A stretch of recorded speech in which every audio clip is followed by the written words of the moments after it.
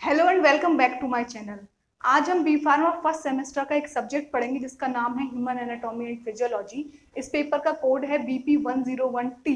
तो इसमें हम यूनिट फर्स्ट का एक टॉपिक आज कवर करेंगे जो है डेफिनेशन और scope of human anatomy and physiology. So video start होने से पहले अगर आपने अभी तक इस चैनल को सब्सक्राइब नहीं किया है तो चैनल को सब्सक्राइब करें, बेल बटन को प्रेस करें so that you will get all the notification from this channel. चलिए बताते हैं ह्यूमन एनाटॉमी एंड फिजियोलॉजी का स्कोप क्या है और उसकी डेफिनेशन क्या है।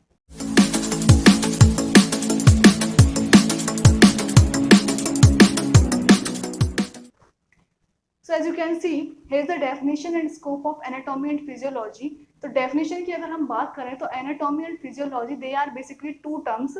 First one is anatomy and second one is physiology. ये basically दो चीजें हैं, anatomy and physiology. तो हम पढ़ेंगे human anatomy and physiology can be defined as two branches of science. तो ये दो branches हैं science की. Provide the foundation for understanding the body part and function. दो ब्रांचेज है साइंस की, नंबर फर्स्ट है एनाटॉमी, सेकंड है फिजियोलॉजी, और दोनों में मिलकर क्या प्रोवाइड कराती हैं? ये प्रोवाइड कराती है कि फाउंडेशन का मतलब एक रूपरेखा, ताकि हम समझ पाए बॉडी पार्ट्स को और उनके फंक्शंस को। तो एक प्रोवाइड कराती है एक रूपरेखा, आउटलाइन हम कह सकते हैं, ताकि हम समझ पाए कि हमारे बॉडी में पार्ट्स क्या हैं और उनके क्या क्या फंक्शन हैं।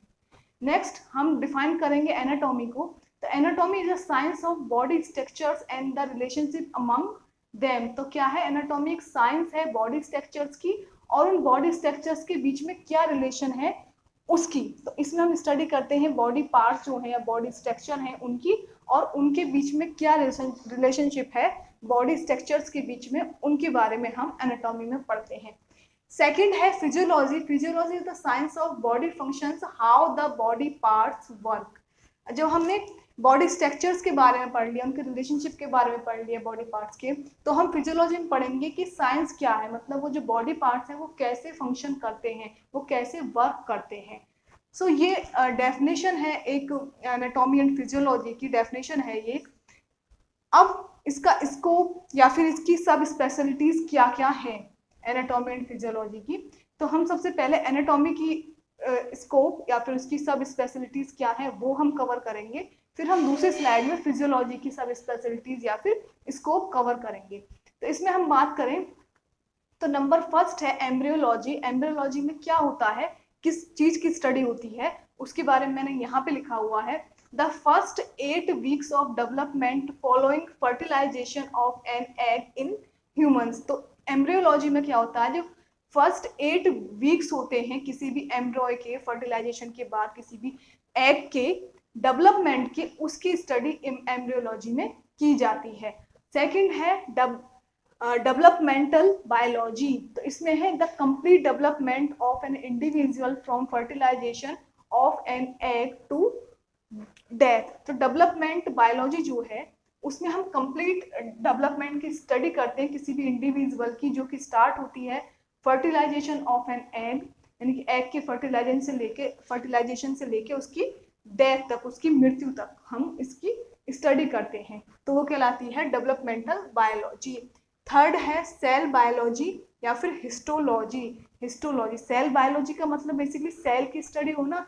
हिस्टो का मतलब है, हिस्टो का मीनिंग होता है टिश्यू। टिश्यू जो ग्रुप होता है सेल्स का, कोशिकाओं का जो ग्रुप होता है उसको ऊतक कहते हैं या टिश्यू कहते हैं। तो सेल बायोलॉजी या histology cellular structure and functions, इसमें क्या करते हैं सेलुलर स्ट्रक्चर्स की स्टडी करते हैं, उनकी फंक्शंस की, यानी कि किस तरह की सेल्स का स्ट्रक्चर क्या होता है और उसके कार्य क्या होते हैं, क्या फंक्शन होते हैं, उसकी स्टडी करते हैं। और माइक्रोस्कोपिक स्ट्रक्चर ऑफ टिश्यूज, और जो टिश्यूज के माइक्रोस्कोपिक स्ट्रक्चर्स होते हैं उनका हम अध्ययन करते हैं इसमें हिस्टोलॉजी में। नंबर 4 है सरफेस एनाटॉमी। इसमें सरफेस एनाटॉमी में क्या है, सरफेस एनाटॉमी में बेसिकली हम स्टडी करते हैं, अंडरस्टैंड करते हैं, समझते हैं इंटरनल एनाटॉमी को बॉडी की बाय विजुअलाइजेशन, विजुअलाइज करते हुए, या फिर पैल्पिटेशन यानी कि जेंटल टच करते हुए हम समझते हैं कि इंटरनल बॉडी का क्या एनाटॉमी है, उसको हम समझने का प्रयास करते हैं, और उस स्टडी को क्या बोलते हैं, सरफेस एनाटॉमी, उस स्टडी को बोला जाता है। नंबर 5 है ग्रॉस एनाटॉमी। इसमें क्या होता है, structures that can be examined without using a microscope. तो ग्रॉस एनाटॉमी में क्या होता है, उन सभी स्ट्रक्चर्स की, उन बॉडी पार्ट्स की जो स्ट्रक्चर्स हैं, बॉडी के जो स्ट्रक्चर्स हैं या बॉडी पार्ट्स हैं, उनकी स्टडी या फिर उनको एग्जामिन किया जाता है विदाउट यूजिंग अ माइक्रोस्कोप। यानी कि हम अगर बॉडी के स्ट्रक्चर्स की स्टडी कर रहे हैं और हम माइक्रोस्कोप उसमें यूज नहीं कर रहे हैं, तो वो सारी स्टडी जो है ग्रॉस एनाटॉमी के अंतर्गत आती है। So these are the remaining points of scope of anatomy, जिसमें पॉइंट नंबर 6 है सिस्टमेटिक एनाटॉमी। इसमें क्या होता है, इसमें हम किस चीज़ की स्टडी करते हैं, इसमें हम स्टडी करते हैं structures of specific systems of the body such as nervous system और रेस्पिरेटरी सिस्टम। तो हमारा जो बॉडी है उसमें बहुत सारे सिस्टम होते हैं, जस्ट लाइक डाइजेशन सिस्टम होता है, रेस्पिरेटरी सिस्टम होता है, नर्वस सिस्टम होता है। तो सिस्टमिक एनाटॉमी में जो हमारे सिस्टम है बॉडी के, structure of specific system of the body, जो हमारे स्पेसिफिक सिस्टम्स हैं बॉडी के, जैसे एग्जांपल है नर्वस सिस्टम और रेस्पिरेटरी सिस्टम, उनकी हम स्टडी करते हैं सिस्टमेटिक एनाटॉमी। नंबर 7 है रीजनल एनाटॉमी। रीजनल एनाटॉमी क्या है, specific regions of the body such as head and chest. तो हम रीजनल एनाटॉमी में क्या स्टडी करते हैं, स्पेसिफिक रीजन की, को हमारे बॉडी का जो स्पेसिफिक रीजन है उसकी स्टडी करते हैं, जैसे कि हेड है या फिर चेस्ट है, उसका एग्जांपल है। नंबर 8 है रेडियोग्राफिक एनाटॉमी। इसमें क्या स्टडी होती है, body structures that can be visualised with X-rays. तो उन बॉडी स्ट्रक्चर्स की स्टडी यहाँ पे कर रहे हैं जिनको हम विजुलाइज कर सकते हैं, देख सकते हैं with the help of X ray.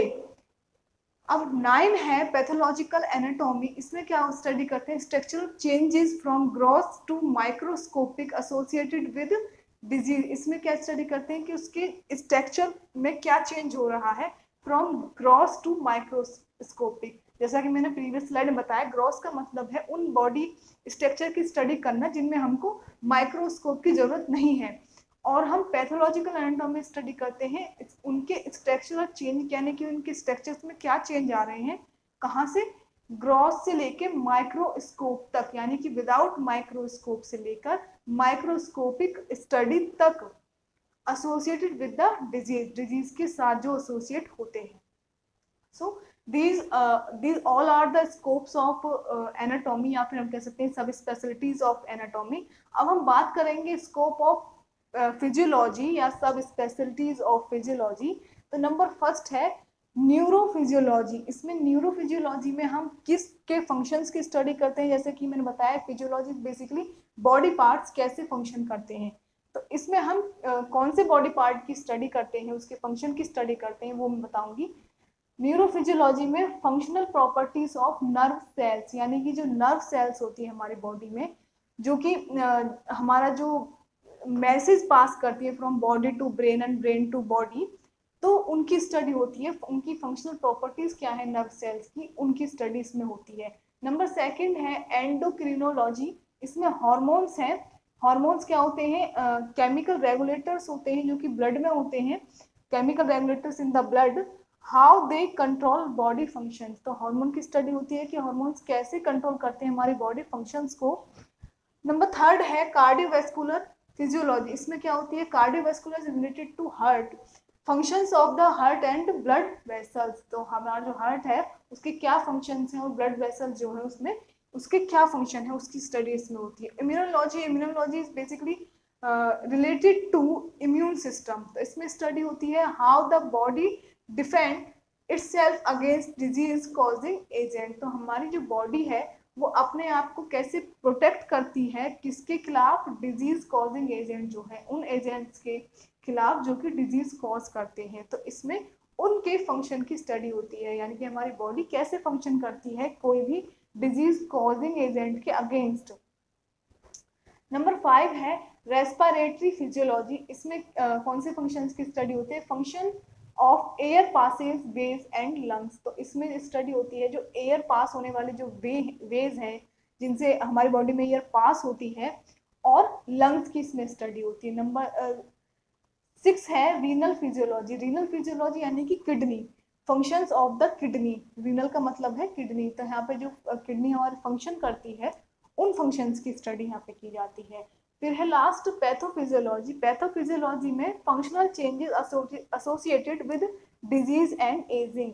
तो पैथोफिजियोलॉजी में हम स्टडी करते हैं कि कैसे फंक्शनल चेंजेस हो रहे हैं डिजीज और एजिंग के साथ। तो ये 7 पॉइंट है। इसके अलावा पॉइंट नंबर 8 भी है जो मैंने यहाँ मेंशन नहीं किया है, वो है एक्सरसाइज फिजियोलॉजी। एक्सरसाइज फिजियोलॉजी में ये स्टडी किया जाता है कि अगर कोई ह्यूमन बॉडी एक्सरसाइज कर रहा है तो उस टाइम के उसकी बॉडी में क्या चेंजेस आ रहे हैं, उसकी बॉडी कैसे एक्ट कर रही है, तो उसमें एक्सरसाइज फिजियोलॉजी में उन चीज़ों की स्टडी की जाती है।